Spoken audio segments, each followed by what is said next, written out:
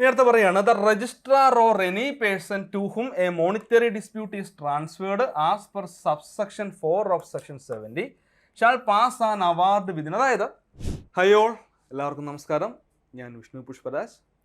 നമ്മുടെ CSEB എക്സാമുമായി ബന്ധപ്പെട്ട് ഏറ്റവും പ്രധാനപ്പെട്ട ഒരു പാർട്ടാണ് കോപ്പറേറ്റീവ് ലോ എന്ന് പറയുന്നത്, അല്ലേ? കാരണം മാറിയ സിലബസ് വെച്ച് നോക്കുമ്പോൾ അവിടെ 15 മാർക്ക് ആണെങ്കിലും നമുക്ക് ഏറ്റവും കൂടുതൽ സ്കോർ ചെയ്യാൻ പറ്റിയ ഏരിയയും കോപ്പറേറ്റീവ് ലോ തന്നെയാണ്. കാരണം 110 സെക്ഷനും 201 റൂളും പഠിച്ചു കഴിഞ്ഞാൽ നമ്മുടെ മാർക്കൊന്നും പോവില്ല. പക്ഷേ അതേസമയം നമ്മളൊരു കോർപ്പറേഷനെയോ അല്ലെങ്കിൽ ബാങ്കിങ്ങോ അല്ലെങ്കിൽ അക്കൗണ്ടിങ്ങോ ഒക്കെ ബേസ് ചെയ്ത് നോക്കുമ്പോൾ അവിടെ ചില പ്രത്യേകതകളുണ്ട്. എന്താണ് അക്കൗണ്ടിങ്? നമുക്കിപ്പോൾ എല്ലാം പ്രോപ്പറായിട്ട് എല്ലാം പഠിച്ചെങ്കിലും ചിലപ്പോൾ കിട്ടണമെന്നില്ല. മാനേജ്മെൻറ്റ് അക്കൗണ്ടിങ് ക്വസ്റ്റ്യൻ വരാം. കോർപ്പറേഷൻ ആണെങ്കിൽ ഔട്ട് ഓഫ് സിലബസ് ക്വസ്റ്റ്യൻസുകൾ ചോദിക്കാൻ ചാൻസുകളുണ്ട്. ബാങ്കിങ് ആണ് ഏറ്റവും കടൽ പോലെ കിടക്കുന്നത്. നിങ്ങൾ നോക്കുമ്പോൾ ഏറ്റവും കൂടുതൽ കുട്ടികൾ നമ്മളോട് പറയുന്ന സാറേ ബാങ്കിങ് ആണ് ടഫായിട്ട് വരിക. അപ്പോൾ ഇവിടെ നമുക്ക് ചെയ്യാൻ പറ്റുന്ന കാര്യം പഠിക്കാൻ കുറച്ച് കൂടുതലുണ്ടെങ്കിലും കോപ്പറേറ്റീവ് ലോന് പ്രാധാന്യം കൊടുക്കുക എന്നുള്ളതാണ് എൻ്റെ ഒരു പേഴ്സണലായിട്ട് നിങ്ങൾക്ക് തരുന്ന ആ ഒരു ഉപദേശം എന്ന് പറയുന്നത്. അപ്പോൾ നമ്മൾ ലേറ്റസ്റ്റ് ആയിട്ട് നടന്ന, അതായത് മാറിയ സിലബസ് 100 മാർക്കിനാക്കിയപ്പോൾ മാറിയ സിലബസിൽ നടന്ന കോപ്പറേറ്റീവ് അസിസ്റ്റൻറ്റ് സെക്രട്ടറി 7/2025 ക്വസ്റ്റ്യൻ പേപ്പറിൽ കണ്ടക്ട് ചെയ്തിട്ടുള്ള അസിസ്റ്റൻറ്റ് സെക്രട്ടറിയുടെ കോപ്പറേറ്റീവ് ലോയിലെ കാര്യങ്ങൾ നമുക്ക് ഒന്ന് നോക്കാം. ക്വസ്റ്റ്യൻസുകൾ എങ്ങനെയായിരുന്നു, ആ പാറ്റേൺ ഒക്കെ നോക്കാം. അപ്പോൾ നോക്കുമ്പോൾ നിങ്ങൾക്ക് ഏകദേശം കാര്യങ്ങൾ മനസ്സിലാകും. അവർ ചോദിച്ചിട്ടുള്ള ആ ഒരു ഏരിയാസ് കാരണം എങ്ങനെയാണ്, അല്ലേ? കാരണം ചില പണ്ട് കാലത്ത് ചോദിച്ചിരുന്ന കാര്യങ്ങളുണ്ട്. 2019 മുതലാണ് ഇതിൻ്റെ പ്രധാനപ്പെട്ട രീതിയിലേക്ക് വന്നപ്പോഴേക്കും അന്ന് നോക്കുമ്പോൾ കിട്ടിയ പ്രത്യേകത എന്ന് പറഞ്ഞാൽ ബേസിക് കാര്യങ്ങൾ. സെക്ഷൻ 10 എന്ത്, സെക്ഷൻ 12 എന്ത്, സെക്ഷൻ 63 ഉണ്ട്, 64 ഉണ്ട്, അങ്ങനെ കുറച്ച് കാര്യങ്ങളാണ് പണ്ട് ചോദിച്ചുകൊണ്ടിരുന്നത്. അതിനുശേഷം വീണ്ടും പാറ്റേൺ മാറി. ഇപ്പോൾ എക്സാമിൻ്റെ പാറ്റേൺ വീണ്ടും മാറിയപ്പോൾ എന്താണ്, ക്വസ്റ്റ്യൻസ് കുറച്ചും കൂടെ അവർ ടൈറ്റ് ആക്കിയിട്ടുണ്ട്. കാരണം ഇവിടെ നമുക്ക് മനസ്സിലാക്കുന്നത് പ്രാക്ടിക്കൽ പോയിന്റ് ഓഫ് വ്യൂവിലാണ് കേട്ടോ. എങ്ങനെയാണ് നമ്മൾ പ്രാക്ടീസ് ചെയ്യുക, പ്രാക്ടിക്കൽ പോയിന്റ് ഓഫ് വ്യൂവിൽ. നാളെ നമ്മൾ ബാങ്കിൽ ഇരിക്കുമ്പോൾ അവിടെ ലോൺ കൊടുക്കുന്നു, അവൻ ലോൺ തിരിച്ചടയ്ക്കുന്നില്ല എന്നുള്ള കേസ് ഫയൽ ചെയ്യുന്നു, കേസ് ഫയൽ ചെയ്ത് കഴിഞ്ഞാൽ ചാർജ് ക്രിയേറ്റ് ചെയ്യുന്നു, അങ്ങനെ കുറേ കാര്യങ്ങൾക്ക് പഠിക്കാനുണ്ട്. അപ്പോൾ നമുക്ക് ആ ക്വസ്റ്റ്യൻസുകൾ നോക്കുമ്പോൾ നിങ്ങൾക്ക് കാര്യങ്ങൾ കൂടുതൽ മനസ്സിലാകാം. ആദ്യം ചോദിച്ച ക്വസ്റ്റ്യൻ ഇതായിരുന്നു, നോക്കിയേ. A charge on land created as per section 36 shall become invalid. അപ്പോൾ എന്താ അർത്ഥം? സെക്ഷൻ 36 എന്ന് പറഞ്ഞാൽ നമ്മൾ ഒരുപാട് തവണ ക്ലാസ്സിൽ പറഞ്ഞിട്ടുണ്ട്. ഒരാൾ ഒരു ബാങ്കിൽ നിന്ന് ലോൺ എടുക്കുന്നു, അല്ലേ? ആധാരം പണയപ്പെടുത്തി അല്ലെങ്കിൽ ഇമ്മൂവൽ പ്രോപ്പർട്ടി പണയപ്പെടുത്തി ലോൺ എടുക്കുന്നു. പ്രധാനമായിട്ട് ഇവിടെ ഉദ്ദേശിക്കുന്നത് പാക്സിനെയാണ് കേട്ടോ. പാക്സ്, പ്രാഥമിക കാർഷിക വായ്പാ സംഘങ്ങളാണ് പാക്സ് എന്ന് പറയുന്നത്. അപ്പോൾ ഈ പാക്സിൽ നിന്ന് ലോൺ എടുക്കുന്നു നമ്മൾ എന്ത് കൊടുക്കും? ഈ ലോൺ അടച്ച് തീർക്കുന്നത് വരെ, അല്ലേ? ഈ ലോൺ അടച്ച് തീർക്കുന്നത് വരെ ലോണിൻ്റെ പ്രിൻസിപ്പിൾ പ്ലസ് ഇൻട്രസ്റ്റ് അടച്ച് തീർക്കുന്നത് വരെ എന്ത് ചെയ്യുകയാണ്? ഈ എൻ്റെ സ്ഥലത്തിൻ്റെ ചാർജ് ഞാൻ നിങ്ങൾക്ക് എഴുതി തരുന്നു. ആർക്ക് എഴുതി കൊടുക്കുന്നു? ബാങ്കിന് എഴുതി കൊടുക്കുന്നു. സെക്ഷൻ 36 ആ ചാർജ് പറയുന്നത്, അല്ലേ? ഇവിടെ പറഞ്ഞ എന്താണ്? A charge on land created as per section 36 shall become invalid. ചില സാഹചര്യങ്ങളിൽ അത് ഇൻവാലിഡ് ആകാറുണ്ട്. നോക്കിയാലോ, ഒന്നാമത് പറയാണ്, majority of the members of the society are agriculturist. ഒരു പ്രശ്നവും വേണ്ട. കാരണം എന്താണ്, കൃഷിക്കാർ കൂടുതലുള്ളിടത്താണ് നമ്മൾ കാർഷികത്തിന് വേണ്ടി, കാർഷിക ആവശ്യങ്ങൾക്ക് വേണ്ടിയൊക്കെയാണ് നമ്മൾ ലോൺ എടുക്കുക. കൂടുതലും അങ്ങനെയല്ലേ? എനിക്ക് കൃഷി ചെയ്യാനാണ്, കടം വീട്ടാനാണ്, അങ്ങനെ പല രീതിയിലാണ് ആൾക്കാർ കസ്റ്റമേഴ്സ് വന്ന് ലോൺ എടുക്കുന്നത്.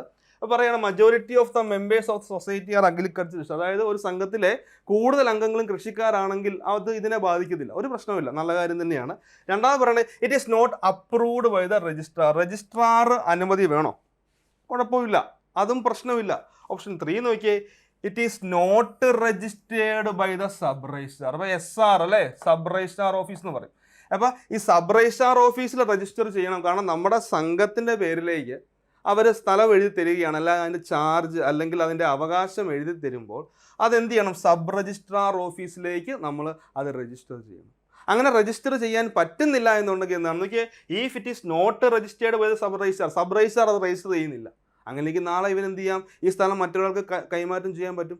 ഓക്കെ, കാരണം അതിനുവേണ്ടിയാണ് നമ്മൾ പ്രോപ്പറായിട്ട് സബ് രജിസ്ട്രാർ ഓഫീസിൽ കൊണ്ട് അവിടെ നോട്ട് ചെയ്യും. കാരണം അവർ നോക്കുമ്പോൾ നമുക്കറിയാം, ഇപ്പോൾ ഗഹാൻ്റെ കാര്യമൊക്കെ പറയുമ്പോൾ വെച്ച് നോക്കാം. ഗഹാൻ എഴുതുമ്പോൾ എങ്ങനെയാണ്? നമ്മുടെ ഓഫീസിൽ വരുന്നു, ഗഹാൻ നമ്മൾ സബ് രജിസ്ട്രാർ ഓഫീസിൽ നോട്ട് ചെയ്യിക്കുന്നു.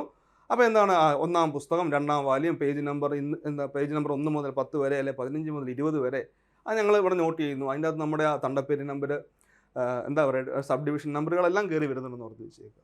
പിന്നെ പറയുന്നത് it is not approved by the government. ഇവിടെ ഗവൺമെൻറ് അപ്രൂവൽ നോക്കുന്നില്ല. ഇവിടെ പറയുന്നത് എപ്പോഴാണ് ഇത് ഇൻവാലിഡ് ആകുന്നത് ചോദിച്ചാൽ, if it is not registered by the sub registrar.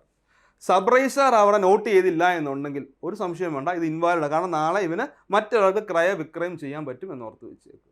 അപ്പോൾ വളരെ സിമ്പിളായിട്ടുള്ള ക്വസ്റ്റ്യൻ ആണ്, കാര്യങ്ങളൊന്ന് ആഴത്തിൽ മനസ്സിലാക്കണമായിരുന്നു. സെക്ഷൻ 36 ബന്ധപ്പെട്ട ക്വസ്റ്റ്യൻ ആണ് കേട്ടോ. സെക്ഷൻ 36 ഇത് വരുന്നത് എവിടെയാണ്, ഏത് ചാപ്റ്ററാണ്? പ്രിവിലേജസിലാണ് വരുന്നത്. സംഘത്തിന് ചില പ്രിവിലേജുകളുണ്ട്. സെക്ഷൻ 35 മുതൽ അങ്ങോട്ട് പ്രിവിലേജ് പറഞ്ഞുകൊണ്ടിരിക്കുകയാണ്. അപ്പോൾ അതിലാണ് ഇത് കയറി വരുന്നത്, ഓർത്ത് വെച്ചേക്കുക കേട്ടോ. ഓക്കെ, ഇനി രണ്ടാമത്തെ കാര്യം പറയണം നോക്കിയുടെ. If a central society which maintain subsidiary state partnership fund would എന്താണ് പറയുന്നത്, if a central society which maintain subsidiary state partnership fund wound up all the monies in the credit shall be transferred to എന്ന് പറയുകയാണ്. ഇത് അർത്ഥമാക്കുക subsidiary state partnership fund. ഇത് പറയുന്നത് എവിടെയാണ്? നമ്മൾ പഠിച്ചിട്ടുണ്ട് ഫണ്ടുകളെ കുറിച്ച്. സ്റ്റേറ്റ് എയ്ഡ് എന്ന് പറയുന്ന ഒരു ടോപ്പിക്ക് നമുക്ക് പഠിക്കാനുണ്ട് അല്ലേ. എന്താണ് സ്റ്റേറ്റ് എയ്ഡ്? സ്റ്റേറ്റ് എന്ന് പറഞ്ഞാൽ എന്താണ്? ഗവൺമെൻറ് ആണ്. എയ്ഡ് എന്ന് പറഞ്ഞാലോ സഹായം. അപ്പം ഗവൺമെൻറ്റിന് സഹകരണ സംഘങ്ങളെ എങ്ങനെയൊക്കെ സഹായിക്കാം എന്നൊരു ചാപ്റ്റർ പഠിക്കാനുണ്ട്, സ്റ്റേറ്റ് എയ്ഡ് എന്ന് പറയും. അപ്പോൾ അവിടെ വരുന്ന കുറച്ച് കാര്യങ്ങളാണ് ഈ ഗവൺമെൻറ് നേരിട്ട് സംഘത്തിൽ നിന്ന് ഷെയർ സബ്സ്ക്രൈബ് ചെയ്യുന്നു, ഗവൺമെൻറ് ഇൻഡയറക്റ്റ് ആയിട്ട് ഷെയർ സബ്സ്ക്രൈബ് ചെയ്യാൻ വേണ്ടി അപ്പെക്സ് സംഘത്തിന് പൈസ കൊടുക്കുന്നു, അപ്പെക്സ് സംഘം അതുകൊണ്ട് എന്ത് ക്രിയേറ്റ് ചെയ്യുന്നു, പ്രിൻസിപ്പൽ സ്റ്റേറ്റ് പാർട്ണർഷിപ്പ് ഫണ്ട്, അല്ലെങ്കിൽ മലയാളത്തിൽ പറയും മുഖ്യ പങ്കാളിത്ത ഫണ്ട്. എന്താണ് മുഖ്യ പങ്കാളിത്ത fund? Principal state partnership fund create ചെയ്യുന്ന, ഓർത്ത് വെച്ചേക്കുക അല്ലേ. Principal state partnership fund create ചെയ്യുന്നു. സെക്ഷൻ ഏതാണെന്നറിയോ? സെക്ഷൻ 44 പ്രകാരമാണ്. കാരണം ആദ്യം പ്രിൻസിപ്പൽ സ്റ്റേറ്റ് പാർട്ണർഷിപ്പ് ഫണ്ട് പഠിച്ചെങ്കിൽ മാത്രമേ നമുക്ക് സബ്സിഡി പഠിക്കാൻ പറ്റൂ. അപ്പോൾ ഗവൺമെൻറ്, ഓർത്ത് വെക്കുക, ഞാൻ ആ പോയിന്റ് ജസ്റ്റ് ഒന്ന് പറഞ്ഞു തരാം. ഗവൺമെൻറ് സെക്ഷൻ 43 പ്രകാരം, ഓർത്ത് വെക്കണം, ഗവൺമെൻറ് വകുപ്പ് 43 പ്രകാരം എന്ത് ചെയ്യുകയാണ്?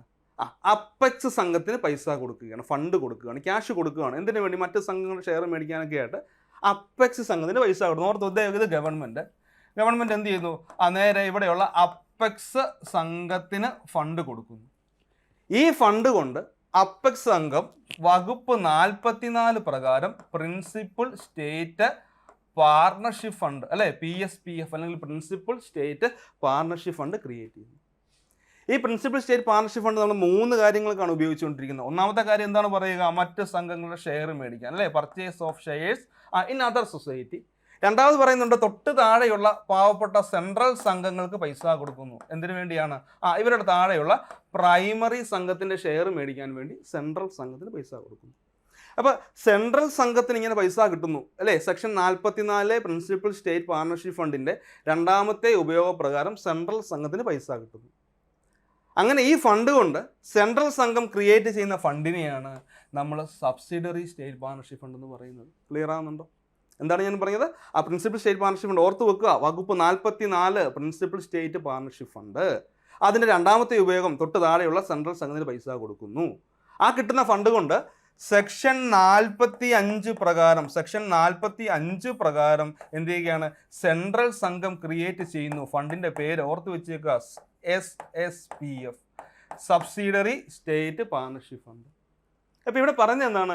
സെൻട്രൽ സൊസൈറ്റി അങ്ങനെ subsidiary state partnership fund create ചെയ്തു. ഈ സെൻട്രൽ സംഘം വൈൻഡപ്പ് ആയി പോവുകയാണെങ്കിൽ, ഓർത്ത് വെക്കുക, ഇപ്പോൾ അപ്പെക്സ് സംഘം കുറച്ച് പൈസ എടുത്ത് സെൻട്രൽ സംഘത്തിന് കൊടുത്തു. ആ സെൻട്രൽ സംഘം subsidiary state partnership fund create ചെയ്തു. ഈ സെൻട്രൽ സംഘം അങ്ങ് വൈൻഡപ്പ് ആയി അവരുടെ പ്രവർത്തനം അവസാനിപ്പിച്ചു. പച്ച മലയാളത്തിൽ പറയുന്ന സംഘത്തിൻ്റെ പരിപാടി തീർന്നു, അങ്ങനെ ഓർത്താൽ പോരെ, പൊട്ടിപ്പോയെന്നൊക്കെ പറയും അല്ലേ. അപ്പോൾ എന്താണ്? സെൻട്രൽ സംഘം അവിടെ പ്രവർത്തനം അവസാനിപ്പിച്ച് കഴിഞ്ഞാൽ ഈ അപ്പെക്സ് സംഘത്തിൽ നിന്നും സെൻട്രൽ സംഘത്തിന് കിട്ടിയ ഫണ്ട് ഉണ്ടല്ലോ, നോക്കിയേ പറയുന്നുണ്ട്, all moneys in the credit shall be transferred to. അപ്പോൾ എന്ത് ചെയ്യണം? അങ്ങനെ അപ്പെക്സ് സംഘത്തിൽ നിന്നും നമുക്ക് കിട്ടിയ പൈസ ഉണ്ട്. ആ പൈസ നമ്മൾ എന്ത് ചെയ്യണമെന്നാണ് പറയുന്നത്? ഓപ്ഷൻ എയിൽ പറയുന്നു എന്താണ്? അപ്പെക്സ് സംഘത്തിന് തിരിച്ചു കൊടുക്കണം. ഓപ്ഷൻ ബി പറയുന്നു പ്രിൻസിപ്പൽ സ്റ്റേറ്റ് പാർട്ണർഷിപ്പ് ഫണ്ടിലേക്ക് തിരിച്ചു കൊടുക്കണം. ഓപ്ഷൻ സിയിൽ പറയുന്നു ഗവൺമെൻറ്റിലേക്ക് തിരിച്ചു കൊടുക്കണം. ഓപ്ഷൻ ഡിയിൽ പറയുന്നു ഒന്നെങ്കിൽ അപ്പെക്സ് സംഘത്തിലേക്കോ അല്ലെങ്കിൽ ഗവൺമെൻറ്റിലേക്കോ തിരിച്ചു കൊടുക്കണം. ഏതാ അതിൻ്റെ പ്രോപ്പർ ആൻസർ വരിക? പ്രിൻസിപ്പൽ സ്റ്റേറ്റ് പാർട്ണർഷിപ്പ് ഫണ്ടിലേക്ക് കൊടുക്കണം. അപ്പെക്സ് സംഘത്തിനല്ല, പ്രിൻസിപ്പൽ സ്റ്റേറ്റ് പാർട്ണർഷിപ്പ് ഫണ്ട് ഏതാണോ അതിലേക്ക് അങ്ങ് കൊടുത്താൽ മതി. കാരണം അവിടെ നിന്നാണ് നമുക്ക് ഈ പൈസ കിട്ടിയത് അല്ലേ. ഞാൻ പറഞ്ഞു പ്രിൻസിപ്പൽ സ്റ്റേറ്റ് പാർട്ണർഷിപ്പ് ഫണ്ടിൻ്റെ രണ്ടാമത്തെ ഉപയോഗം. അവിടെ നിന്ന് പൈസ കിട്ടുന്നത് കൊണ്ട് തന്നെ നമ്മൾ എന്ത് ചെയ്യണം? നമ്മുടെ സംഘത്തിൻ്റെ പ്രവർത്തനം അവസാനിപ്പിക്കുമ്പോൾ അങ്ങോട്ട് തന്നെ തിരിച്ചു കൊടുക്കണം. ഓർത്ത് വെക്കുക, നിങ്ങൾക്ക് കൺഫ്യൂഷൻ ആയി പോകും. നിങ്ങൾ ഓർക്കും അപ്പെക്സ് സംഘം അല്ലേ സാറേ അത് മെയിൻറ്റെയിൻ ചെയ്യുന്നത്, അവർക്ക് കൊടുത്താൽ പോരെ? അവർക്കല്ല കൊടുക്കേണ്ടത്. അത് അവർ ക്രിയേറ്റ് ചെയ്യുന്ന പ്രിൻസിപ്പൽ സ്റ്റേറ്റ് പാർട്ണർഷിപ്പ് ഫണ്ടിലേക്ക് തന്നെ കൊടുക്കണം എന്ന് ഓർത്ത് വെച്ചേക്കുക. അതും മനസ്സിലായെന്ന് വിചാരിക്കുന്നു. അതെ, റൂൾ അമെൻമെൻറ്റിൽ നിന്ന് വന്ന ചോദ്യം നമ്മൾ ഒരുപാട് നമ്മുടെ ക്ലാസ്സുകളിലൊക്കെ എടുക്കാൻ പറയുന്നതാണ്. ഏറ്റവും പ്രധാനപ്പെട്ട ക്വസ്റ്റ്യൻ ആണ്. പറയുന്നുണ്ടെങ്കിൽ rupees dash shall be the maximum amount of cooperative education fund. സഹകരണ വിദ്യാഭ്യാസ ഫണ്ടിൻ്റെ മാക്സിമം കൊടുക്കാൻ പറ്റുന്ന ഫണ്ട് എത്രയാണെന്ന് ചോദിക്കുക. എത്രയാണ്? Maximum amount of cooperative education fund കേട്ടോ. കോപ്പറേറ്റീവ് എഡ്യൂക്കേഷൻ ഫണ്ടിലേക്ക് നമുക്ക് മാക്സിമം കൊടുക്കാൻ പറ്റുന്ന പൈസ ക്യാഷ് എത്രയാണെന്ന് ചോദിക്കുന്നുണ്ട്. ഓപ്ഷൻ എയിൽ പറയുന്നു 40,000, ഓപ്ഷൻ ബിയിൽ പറയുന്നു 60,000, ഓപ്ഷൻ സിയിൽ പറയുന്നു 80,000, ഓപ്ഷൻ ഡിയിൽ പറയുന്നു 1,00,000. ഇത് കാണുമ്പോൾ തന്നെ ഒരു 70-75% കുട്ടികളും ഈ 60ലേക്ക് പോകും. കാരണം അങ്ങനെ പഠിച്ചിട്ടുണ്ട്. കാരണം പണ്ട് പഠിച്ചിട്ടുണ്ട്. ഏതിലാണ് പറയുന്നത്? സെക്ഷൻ 56 സബ്സെക്ഷൻ 1 ക്ലോസ് ബിക്കകത്താണ് പറയുക അല്ലേ? സെക്ഷൻ 56 സബ്സെക്ഷൻ 1 ക്ലോസ് ബിയിൽ പറയുക. അപ്പോൾ സെക്ഷൻ 56 എന്ന് പറയുന്നത് ഡിസ്പോസൽ ഓഫ് നെറ്റ് പ്രോഫിറ്റ് ആണ് കേട്ടോ. സെക്ഷൻ 56 എന്ന് പറയുന്നത് ഡിസ്പോസൽ ഓഫ് നെറ്റ് പ്രോഫിറ്റ് ആണ്, ഓർത്ത് വെച്ചേക്കുക. നെറ്റ് പ്രോഫിറ്റിൻ്റെ വിഭജനമാണ് സെക്ഷൻ 56 പറയുന്നത്. ഇപ്പോൾ എപ്പോഴും ഓർക്കുക, എന്നും ചോദിക്കും ആരാണ് നെറ്റ് പ്രോഫിറ്റ് ഡിസ്പോസ് ചെയ്യുന്നത്, ആരാ ചെയ്യുന്നത്? എല്ലാവരും പറയും സാറേ അത് കമ്മിറ്റിയാണോ, സെക്രട്ടറി ആണോ, പ്രസിഡന്റ് ആണോ? ആരാണ്? സംഘത്തിൻ്റെ പൊതുയോഗമാണ് അല്ലേ, സംഘത്തിൻ്റെ ജനറൽ ബോഡിയാണെന്ന് ഓർത്ത് വെച്ചേക്കുക. ഒരു സഹകരണ സംഘത്തിൻ്റെ നെറ്റ് പ്രോഫിറ്റ് ഡിവൈഡ് ചെയ്ത് കൊടുക്കുന്നത് അല്ലെങ്കിൽ വീതിച്ച് കൊടുക്കുന്നത് അവിടുത്തെ പൊതുയോഗമാണെന്ന് ഓർത്ത് വെച്ചേക്കുക. ഏത് പ്രകാരം? സെക്ഷൻ 56 പ്രകാരം. അതിൽ 4 സ്റ്റാറ്റ്യൂട്ടറി ആയിട്ട് വരുന്നുണ്ടെന്ന് ഓർത്ത് വെച്ചേക്കുക. എത്ര എണ്ണമാണ്? 4 സ്റ്റാറ്റ്യൂട്ടറിയാണ്. നിർബന്ധമായിട്ടും നമ്മൾ ഈ 4 തുക വകമാറ്റണം. 4 സ്റ്റാറ്റ്യൂട്ടറിയാണ്. അതിൽ ഒന്നാമത്തെ ഏതാണ്? റിസർവ് ഫണ്ടാണ് അല്ലേ, കരുതൽ ധനം.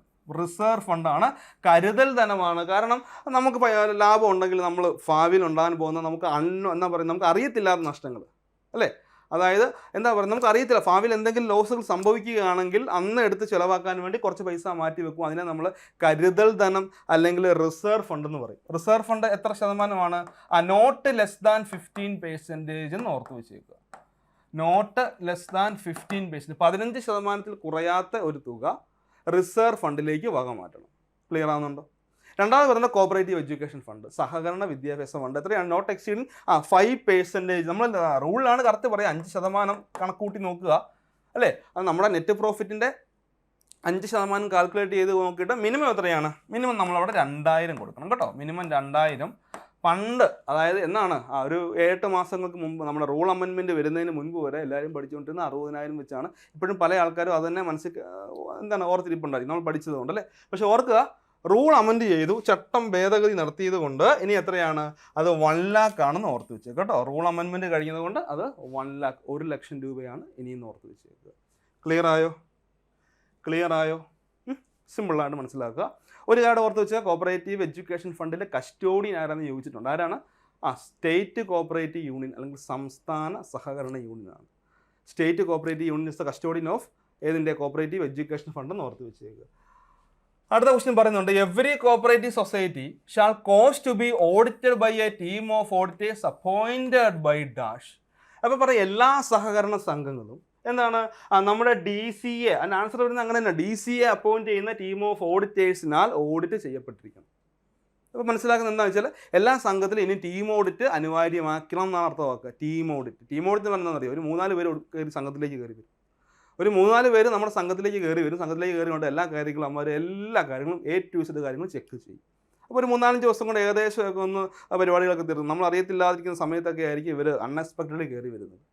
അപ്പോൾ ടീം ഓഡിറ്റുമായി ബന്ധപ്പെട്ട മറ്റൊരു കാര്യം കൂടെ പഠിക്കാനുണ്ട്. ടീം ഓഡിറ്റ് ഇൻട്രൊഡ്യൂസ് ചെയ്തത് 1988 ഓർത്ത് വെച്ചത് കേട്ടോ. 1988 ടീം ഓഡിറ്റ് ഇൻട്രൊഡ്യൂസ് ചെയ്തത്.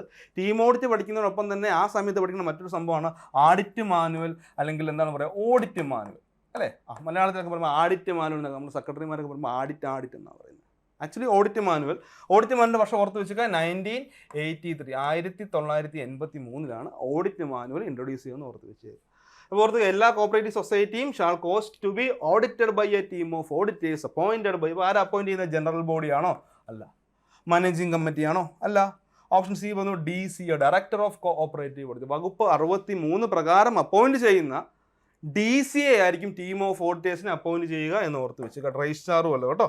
അപ്പം ആ ക്വസ്റ്റ്യൻ ഓർത്ത് വെച്ചുക. ഇതും എന്താണ്? ഇതും അമെൻമെൻ്റ് ആണ്. അപ്പോൾ അമെൻമെൻറ്റിൽ 2 ക്വസ്റ്റ്യൻ ഇപ്പോൾ വന്നേ കേട്ടോ.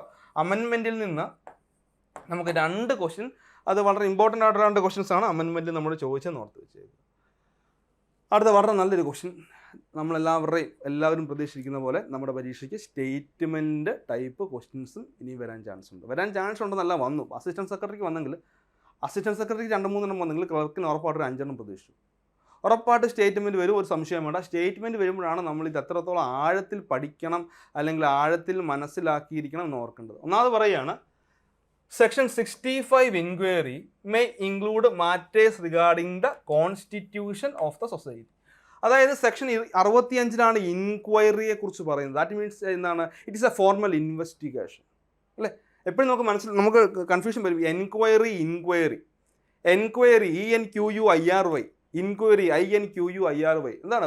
നമ്മൾ ടോട്ടലായിട്ട് നോക്കുമ്പോൾ ഏകദേശം ഒരുപോലെയൊക്കെ ഇരിക്കുമെങ്കിലും ഇതിൻ്റെ അകത്ത് വളരെ വലിയ വ്യത്യാസങ്ങളുണ്ട്. ഇപ്പോൾ എൻക്വയറി എന്ന് പറഞ്ഞാൽ എന്താണ്? അന്വേഷണമാണ്. ഇപ്പോൾ നമ്മൾ ഒരു ഒരു ഹോസ്പിറ്റലിൽ പോയി ചോദിക്കുകയാണെങ്കിൽ ഇന്ന ഡോക്ടർ ഇന്ന് അവൈലബിൾ ആണോ, അല്ലെങ്കിൽ നമ്മളിപ്പോൾ റെയിൽവേ സ്റ്റേഷനിൽ പോയി ചോദിക്കുകയാണെങ്കിൽ ഇന്ന ട്രെയിൻ അവൈലബിൾ ആണോ, ലേറ്റ് ആണോ, അത് പോയോ അല്ലേ? അങ്ങനെയുള്ള ആ ഒരു ക്വസ്റ്റ്യൻസുകൾ, അതായത് ആസ്ക് എ ക്വസ്റ്റ്യൻ എന്നാണ് പറയുക. ഒരു ചോദ്യം ചോദിക്കുന്നു, അതിന് ഉത്തരം പറയുന്നു, ദാറ്റ് ഈസ് എൻക്വയറി. എന്നാൽ ഇൻക്വയറി എന്ന് പറഞ്ഞാൽ എന്താണ്? സൂക്ഷ്മ പരിശോധന. ഇംഗ്ലീഷിൽ പറയുമ്പം formal investigation. A to Z കാര്യങ്ങൾ എടുത്ത് പരിശോധിക്കുന്നതിനെയാണ് നമ്മൾ ഇൻക്വയറി എന്ന് പറയുക. ഇൻക്വയറി ബൈ രജിസ്ട്രാറിൻ്റെ ഏറ്റവും പ്രധാനപ്പെട്ട അധികാരങ്ങളിലൊന്നാണ് ഈ ഇൻക്വയറി എന്ന് പറയുന്നത്. ഓർത്ത് വെക്കണം കേട്ടോ, ഇൻക്വയറി. അപ്പോൾ ഇവിടെ പറയുകയാണ്, ഇൻക്വയറിൽ section 65 inquiry may include matters regarding the constitution of the society. സംഘത്തിൻ്റെ കോൺസ്റ്റിറ്റ്യൂഷനുമായി ബന്ധപ്പെട്ട കാര്യങ്ങൾ ഇൻക്വയറിയിൽ ഉൾപ്പെടുമോ?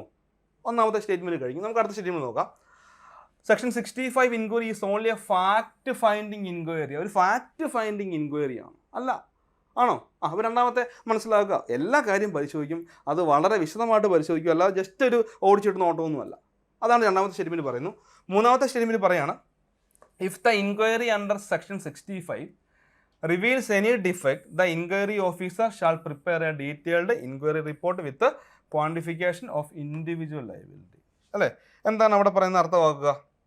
ആലോചിച്ച് നോക്കി. മൂന്നാമത് പറയാണ്, if the inquiry under section 65 reveals any defect, അതായത് സെക്ഷൻ 65 പ്രകാരമുള്ള ഇൻക്വയറിയിൽ ഡിഫക്ട്സുകൾ, പോരായ്മകൾ അവിടെ റിവീൽ ചെയ്തു. നമ്മൾ ഇൻക്വയറി നടത്തിയപ്പോൾ വളരെ വലിയ കള്ളത്തരങ്ങളും അല്ലേ, ഫണ്ടുകളൊക്കെ അങ്ങോട്ട് തിരിമറിയൊക്കെ കണ്ടെങ്കിൽ എന്ത് ചെയ്യണം? നമ്മൾ ഓൺ ദ സ്പോട്ടിൽ തന്നെ ഒരു ഡീറ്റെയിൽഡ് ഇൻക്വയറി റിപ്പോർട്ട് പ്രിപ്പയർ ചെയ്യണം. ഓർത്ത് വെച്ചുക, shall prepare a detailed inquiry report. ഒരു ഡീറ്റെയിൽഡ് ഇൻക്വയറി റിപ്പോർട്ട് പ്രിപ്പയർ ചെയ്യണം അല്ലേ? അതിൽ ഓരോരുത്തരും എന്തൊക്കെ കാണിച്ചു?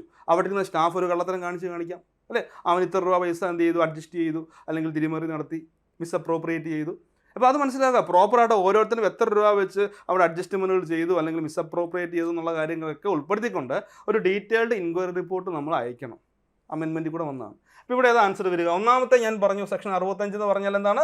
കോൺസ്റ്റിറ്റ്യൂഷൻ. എല്ലാ കാര്യവും നോക്കും, അതിൻ്റെ അത് കോൺസ്റ്റിറ്റ്യൂഷനും ഉൾപ്പെടും. അപ്പോൾ ഒന്നാമത്തെ സ്റ്റേറ്റ്മെൻറ്റ് കറക്റ്റാണ്. രണ്ടാമത്തെ സ്റ്റേറ്റ്മെൻറ്റോ, section 65 inquiry is only a fact finding inquiry അല്ല, വിശദമായിട്ടുള്ള സൂക്ഷ്മ പരിശോധനയാണ്. അപ്പോൾ രണ്ടാമത്തെ സ്റ്റേറ്റ്മെൻറ്റ് തെറ്റാണ്. മൂന്നാമത്തെ statement, if the inquiry under section 65 reveals any defect, ശരിയാണ്. എന്തെങ്കിലും ഒരു ഡിഫക്റ്റ് കണ്ടെത്തി കഴിഞ്ഞാൽ അവിടെ മസ്റ്റായിട്ട് നമ്മൾ റിപ്പോർട്ട് ചെയ്തിരിക്കും കേട്ടോ. അപ്പം എന്താണ്? സ്റ്റേറ്റ്മെൻറ്റ് മൂന്നാമത്തെ സ്റ്റേറ്റ്മെൻറ്റ് ശരിയാണ്. അപ്പോൾ 1, 3 സ്റ്റേറ്റ്മെൻറ്റ് കറക്റ്റ്. അപ്പോൾ ഒന്നാമത്തെ ഓപ്ഷൻ പറയുകയാണ് 1, 2 and 3 അല്ല, 1, 2, 3 കറക്റ്റ് അല്ല. ഓപ്ഷൻ ബി പറയുന്നു 1 and 3 അല്ലേ? 1 ശരിയാണ്, 2 ശരി, 3 ശരിയാണ്. പിന്നെ ഓപ്ഷൻ സി പറയുന്നു 2, 3, ഓപ്ഷൻ ഡി പറയുന്നു 1 and 2. ഓർത്ത് വെച്ചേക്കുക, 1, 3 കറക്റ്റ് ആയിട്ടുള്ള ആൻസർ എന്ന് ഓർത്ത് വെച്ചേക്കുക. നേരത്തെ പറയുകയാണ്, the registrar or any person to whom a monetary dispute is transferred as per subsection 4 of section 70 shall pass an award within. അതായത് നമുക്കറിയാം, തർക്കങ്ങൾ ഉണ്ടാകാം. സെക്ഷൻ 69 പ്രകാരമാണ് ഡിസ്പ്യൂട്ടുകൾ രൂപീകരിക്കുന്നത് അല്ലേ? ഡിസ്പ്യൂട്ട് തർക്കമാണ്. തർക്കം വിശദമായിട്ട് ഞാൻ പോകുന്നില്ല, ജസ്റ്റ് പറഞ്ഞു പോരാം. തർക്കങ്ങളെ നമുക്ക് രണ്ടായിട്ട് തരംതിരിക്കാം. ഒന്നാമത്തെയാണ് മോണിറ്ററി ഡിസ്പ്യൂട്ട്. ഓക്കെ, ഒന്നാമത്തെയാണ് മോണിറ്ററി ഡിസ്പ്യൂട്ട്, രണ്ടാമത്തെയാണ് നോൺ മോണിറ്ററി ഡിസ്പ്യൂട്ട്. ഓക്കെ, ഒന്നാമത്തെയാണ് മോണിറ്ററി ഡിസ്പ്യൂട്ട്, രണ്ടാമത്തെയാണ് നോൺ മോണിറ്ററി ഡിസ്പ്യൂട്ട്. അപ്പോൾ പണപരമായ തർക്കമാണെങ്കിൽ നമ്മൾ ആരുടെ മുൻപാകെ കേസ് ഫയൽ ചെയ്യുക? അത് രജിസ്ട്രാറിൻ്റെ മുൻപാകെയാണ് കേസ് ഫയൽ ചെയ്യുക. നോൺ മോണിറ്ററി ആണെങ്കിൽ ആർബിട്രേഷൻ കോടതിയുടെ മുൻപാകെയാണ് കേസ് ഫയൽ ചെയ്യുക. ഓർത്ത് വെച്ചേക്കുക, പണപരമാണെങ്കിൽ രജിസ്ട്രാർ, നോൺ മോണിറ്ററി ആണെങ്കിൽ ആർബിട്രേഷൻ കോടതി എന്ന് ഓർത്ത് വെച്ചേക്കുക. അപ്പോൾ ഇവിടെ പറയുകയാണ്, ഒരു മോണിറ്ററി ഡിസ്പ്യൂട്ടുമായിട്ട് നമ്മുടെ രജിസ്ട്രാറിന് മുൻപിലേക്ക് ഒരു കേസ് ഫയൽ എന്ന് വിചാരിച്ചു വെക്കുക അല്ലേ? If the registrar or any person whom a monetary dispute is transferred. ഒരു പണപരമായ തർക്കം നമ്മുടെ മോണിറ്ററി ഡിസ്പ്യൂട്ട് രജിസ്ട്രാറിന് മുൻപാകെ ചെല്ലുമ്പോൾ ഒന്നെങ്കിൽ അദ്ദേഹം സ്വന്തമായിട്ട് ആ കേസിൽ വിധി പറയും അല്ലേ? സ്വന്തമായിട്ട് പഠിച്ച് വിധി പറയും, അല്ലെങ്കിൽ ഒരു ആർബിട്രേറ്ററെ അപ്പോയിൻറ്റ് ചെയ്തുകൊണ്ട് അദ്ദേഹത്തിലേക്ക് ഈ കേസ് ട്രാൻസ്ഫർ ചെയ്തിട്ട് പറയടാ നീ ഇത് പഠിച്ച് എത്ര പെട്ടെന്ന് വിധി പറഞ്ഞോളൂ. അല്ലെങ്കിൽ എന്ത് ചെയ്യും, ഗവൺമെൻറ് ഇതിലേക്ക് ആരെങ്കിലും അപ്പോയിൻറ്റ് ചെയ്തിട്ടുണ്ടെങ്കിൽ ആ വ്യക്തിക്കും എന്ത് ചെയ്യും, രജിസ്ട്രാർ ഈ കേസ് ട്രാൻസ്ഫർ ചെയ്യും എന്ന് ഓർത്ത് വെച്ചേക്കുക. അപ്പോൾ അങ്ങനെയാണെങ്കിൽ ഈ മോണിറ്ററി ഡിസ്പ്യൂട്ട് ട്രാൻസ്ഫർ പറയുന്നുണ്ട് അവാർഡ്. ഒരു കേസ് വന്നു, മോണിറ്ററി ഡിസ്പ്യൂട്ടിൻ്റെ കേസ് വന്നു കഴിഞ്ഞാൽ അതിന്മേലുള്ള വിധി നമ്മൾ എപ്പോൾ പ്രഖ്യാപിക്കണം, അതായത് എപ്പോൾ അതിന്മേൽ വിധി പ്രഖ്യാപിക്കണം, അവാർഡ് പാസ്സാക്കണം. പാസ്സാൻ അവാർഡ് എന്നാണ് നമ്മുടെ ഒരു നിയമപരമായിട്ടുള്ള ടൈമിൽ പറയുന്നത് പറ്റും, പാസ്സാൻ അവാർഡ്. ഓപ്ഷൻ എയിൽ പറയുന്നു 6 മാസത്തിനകം, ഓപ്ഷൻ ബി പറയുന്നു 1 വർഷത്തിനകം, ഓപ്ഷൻ സിയിൽ പറയുന്നു 2 വർഷം, option D no time specified, സമയമൊന്നും പറയുന്നില്ല. എത്രയാണ് 1 ഇയറിനുള്ളിൽ എന്ത് ചെയ്തിരിക്കണം, വിധി പറയണം കേട്ടോ. അമെൻമെൻറ്റിൽ കൂടെ വന്നിട്ടുണ്ട് ഈ സംഭവം, ഓർത്ത് വെച്ച്. രജിസ്ട്രാർ 1 വർഷത്തിനകമായിട്ട് വിധി പ്രഖ്യാപിക്കണമെന്ന് അമെൻമെൻറ്റിൽ കൂടെയും വന്നിട്ടുണ്ട്. അപ്പോൾ അത് പഠിച്ചു പോവുക, അമെൻമെൻറ്റിൻ്റെ ക്വസ്റ്റ്യൻസ് വരുന്നുണ്ട് കേട്ടോ. അടുത്താണ് നോക്കിയേ, an award may be executed through civil court for that the award shall be certified by. നമ്മളിവിടെ സിവിൽ കോടതിയിലൂടെയാണ് ഒരു വിധി പ്രഖ്യാപിക്കുന്നത്. നമുക്കൊരു വിധി വന്നു അല്ലേ, എന്തെങ്കിലും ഒരു വിധി. ആ വിധി വന്നത് നമ്മൾ എക്സിക്യൂട്ട് ചെയ്ത് നടപ്പാക്കുന്നത് സിവിൽ കോടതി മുഖേനയാണെങ്കിൽ പറയുന്നുണ്ട് അവിടെ ആര് സർട്ടിഫൈ ചെയ്യണം, the award shall be certified by. ആ അവാർഡ് ആര് സാക്ഷ്യപ്പെടുത്തണം, സർട്ടിഫൈ ചെയ്യണം. ഓപ്ഷൻ എ പറയുന്നു സിവിൽ ജഡ്ജ്, ഓക്കെ.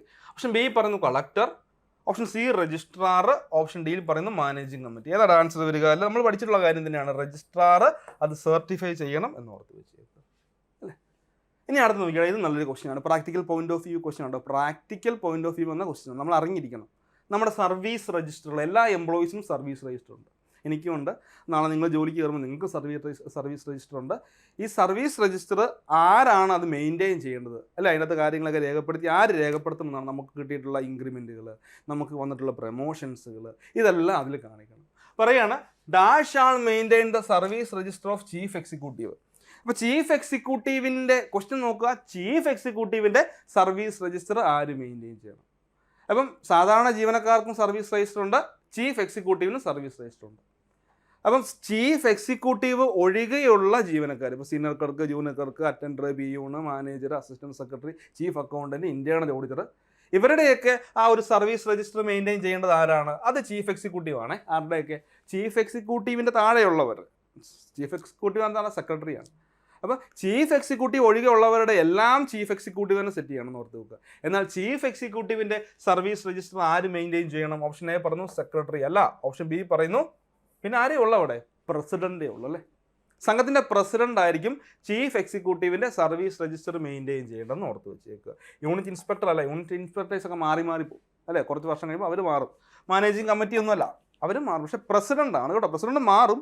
എങ്കിലും നമുക്ക് നിയമപരമായിട്ട് നമ്മൾ പഠിക്കുമ്പോൾ പ്രസിഡൻ്റ് ആണ് എന്ത് ചെയ്യേണ്ടത്? ചീഫ് എക്സിക്യൂട്ടീവിൻ്റെ സർവീസ് രജിസ്റ്റർ മെയിൻറ്റെയിൻ ചെയ്യേണ്ടത്. എല്ലാ കാര്യങ്ങളും സെക്രട്ടറി പ്രസിഡൻറ്റുമായിട്ട് സംസാരിക്കണം, അത് ഒന്ന് ഓർത്ത് വെച്ചേക്കുക. അടുത്തതാണ്, ഇത് വളരെ പ്രധാനപ്പെട്ട ക്വസ്റ്റ്യൻ ആണ്, മനസ്സിലാക്കണം.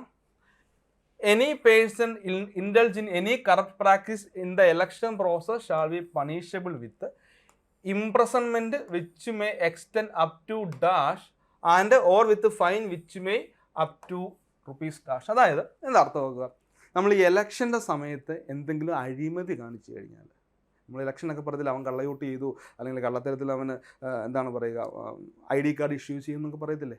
അപ്പോൾ അങ്ങ് പറയാണ് എനി പേഴ്സൺ, അത് ആരാണെങ്കിലും, any person indulge in any corrupt practice in the election process, election പ്രക്രിയയിൽ എന്തെങ്കിലും ഒരു തരികിട കാണിച്ചെങ്കിൽ, കള്ളത്തരം കാണിച്ചെങ്കിൽ, ഒരു മാൽ പ്രാക്ടീസ് കാണിച്ചെങ്കിൽ, ഒരു അഴിമതി കാണിച്ചെങ്കിൽ, അപ്പോൾ കറക്റ്റ് മീനിങ് എന്താണ്? കറപ്ഷൻ അല്ലേ, അഴിമതി കാണിച്ചെങ്കിൽ പറയുന്നുണ്ട് അവിടെ ആ ചെയ്ത വ്യക്തിക്ക് ഇംപ്രസൺമെൻറ്റ് പറയുന്നുണ്ട് with imprisonment which may extend up to dash and or with fine which may extend up to rupees എന്ന് ഓർത്ത് വെച്ചേക്കുക. അപ്പോൾ പറയുന്നുണ്ട് ഇംപ്രസൺമെൻറ്റും ഫൈനും വരുന്നുണ്ട് അല്ലേ. ഇപ്പോൾ എത്ര രൂപ വരെയാണ് അവന് ഫൈൻ വരുന്നത്, എത്ര നാൾ വരെയാണ് അവന് ഇംപ്രസൺമെൻറ്റ് വരുന്നത് അല്ലേ, തടവ്, പിഴയും തടവും എന്ന് പറയുന്നില്ലേ, സെയിം.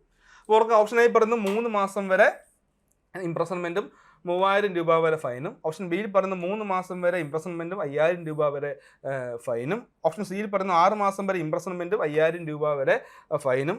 ഡിയിൽ പറയുന്ന 1 വർഷം വരെ ഇംപ്രസൺമെൻറ്റും 10000 രൂപ വരെ ഫൈനും വരുന്നത്. ആൻസർ വരിക 6 മാസം വരെ ഇംപ്രസൺമെൻറ്റ് അല്ലേ, and or with fine which may extend up to rupees 5000 രൂപ വരെ അവൻ ഫൈൻ ഈടാക്കും. സാധാരണയായിട്ട് ഇതിങ്ങനെ കൂടി വരുന്നത് കൊണ്ടാണ് ഈ അമെൻമെൻറ്റിൽ ഇതിൻ്റെ എമൗണ്ട് ഒക്കെ കൂട്ടിയെന്ന് ഓർത്ത് വെച്ചത് കേട്ടോ. പണ്ടൊക്കെ വളരെ തുച്ഛമായിട്ടുള്ള എമൗണ്ടുകളെ ഉണ്ടായിരുന്നെങ്കിൽ നമുക്ക് ലേറ്റസ്റ്റ് ആയിട്ട് വന്നിട്ടുള്ള ഭേദഗതിയിൽ റേറ്റ് കൂട്ടിയിട്ടുണ്ടെന്ന് ഓർത്ത് വെച്ച്. അടുത്ത ക്വസ്റ്റൻ ആണ്, the minutes book of the meeting of a cooperative society shall be recorded by. എടാ ഇതും അമെൻമെന്റിന്റെ ക്വസ്റ്റൻ ആണ്. അമെൻമെന്റിൽ നിന്ന് വന്ന ചോദ്യമാണിത്. എന്താ പറയുക, മീറ്റിംഗിന്റെ മിനിറ്റ്സ് ബുക്ക് അല്ലേ, ഒരു സംഘത്തിലെ മീറ്റിംഗിന്റെ മിനിറ്റ്സ് ബുക്കിൽ ആർക്കൊക്കെ റെക്കോർഡ് ചെയ്യാം, ആർക്കൊക്കെ അതിൽ രേഖപ്പെടുത്താമെന്നാണ് പറയുക. ഓപ്ഷൻ എ പറയുന്നു പ്രസിഡന്റ് രേഖപ്പെടുത്താവോ. Okay. Option B any member of the committee ഏതെങ്കിലും ഒരു കമ്മിറ്റി അംഗത്തിനാണല്ലോ അതിൽ മിനിറ്റ്സ് എഴുതാം. ഓപ്ഷൻ സിയിൽ പറയുന്നു CEO സെക്രട്ടറി എന്ന് ഓർത്ത് വെച്ചേക്കുക. ഓപ്ഷൻ ഡിയിൽ പറയുന്നു the president or any member of the committee or the chief executive of the society. അപ്പോൾ ഓർത്ത് വെച്ചേക്കുക, പുതിയ അമെൻമെന്റ് പ്രകാരം സെക്രട്ടറിക്ക് മിനിറ്റ്സ് ബുക്ക് എഴുതാം, പ്രസിഡന്റിന് മിനിറ്റ്സ് ബുക്ക് എഴുതാം, സംഘത്തിലെ ഏതൊരു കമ്മിറ്റി മെമ്പറിനും മിനിറ്റ്സ് ബുക്ക് എഴുതാമെന്ന് ഓർത്ത് വെച്ചേക്കുക കേട്ടോ, രേഖപ്പെടുത്താമെന്ന് ഓർത്ത് വെച്ചേക്കുക. അടുത്ത question, choose the correct statement. വീണ്ടും സ്റ്റേറ്റ്മെന്റ് ക്വസ്റ്റ്യൻ പറയുന്നുണ്ട്, area of operation of federal cooperative society shall B 1 district. Federal സഹകരണ സംഘത്തിന്റെ പ്രവർത്തന പരിധി ഒരു ജില്ലയാണോ? ഒന്നാമത്തെയാണ്. രണ്ടാമത്തെ പറയാണ്, area of operation of central cooperative society shall B 1 or more than 1 district. അതായത് സെൻട്രൽ സംഘങ്ങളുടെ പ്രവർത്തന പരിധി ഒന്നോ ഒന്നിൽ കൂടുതലോ ജില്ലകളാണ്. ഓപ്ഷൻ സിയിൽ സ്റ്റേറ്റ്മെന്റ് സിയിൽ പറയുന്നത്, registrar of government shawl declare A cooperative society as central society.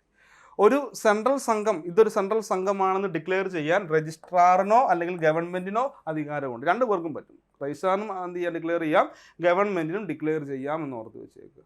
Clear ആവുന്നുണ്ടോ ഇവിടെ? അപ്പോൾ ഏതാണ് ഇവിടെ ആൻസർ വരുന്നത്? നമ്മുടെ ഫെഡറൽ കോപ്പറേറ്റീവ് സൊസൈറ്റിയുടെ പ്രത്യേകത എന്താണ്? ഫെഡറൽ സംഘങ്ങൾ, ഒന്ന് ഇൻഡിവിജ്വൽസിന് മെമ്പർഷിപ്പ് ഉണ്ട് അല്ലേ, പിന്നെ സഹകരണ സംഘത്തിന് മെമ്പർഷിപ്പ് ഉണ്ട്, ഗവൺമെന്റിന് മെമ്പർഷിപ്പ് ഉണ്ട്. അങ്ങനെ 3 ആൾക്കാർക്ക് മെമ്പർഷിപ്പ് വരുന്ന സംഘമാണ് ഫെഡറൽ സംഘം. ഫെഡറൽ സംഘത്തിന്റെ പ്രവർത്തന പരിധി ഒരു ജില്ലയിൽ കൂടുതലായിരിക്കും കേട്ടോ, ഒരു ജില്ലയല്ല, ഒരു ജില്ലയിൽ കൂടുതലായിരിക്കും എന്ന് ഓർത്ത് വെക്കുക. ഫെഡറൽ സംഘത്തിന്റെ പ്രവർത്തന പരിധി ഒരു ജില്ലയിൽ കൂടുതലായിരിക്കും. സോ അതുകൊണ്ട് സ്റ്റേറ്റ്മെന്റ് 1 തെറ്റാണ്, 2ഉം 3ഉം ശരിയാണ്. സോ അതുകൊണ്ട് തന്നെ നമുക്ക് സ്റ്റേറ്റ്മെന്റ് 2 and 3 കറക്റ്റ് എന്ന് ഓർത്ത് വെച്ചേക്കുക. ഓക്കെ. അടുത്തത് അമെൻമെന്റ് ചോദ്യം. എന്താണ് registration fee for the registration of apex society? Apex സംഘത്തിൻ്റെ രജിസ്ട്രേഷൻ ഫീസ് എങ്ങനെയാണ്? നമുക്ക് ഡയറക്റ്റ് ആയിട്ട് അപ്പെക്സ് സംഘത്തിൻ്റെ രജിസ്ട്രേഷൻ ഫീസ് തന്നിട്ടില്ല, നേരിട്ട് അപ്പെക്സ് എന്ന് പറഞ്ഞിട്ടില്ല.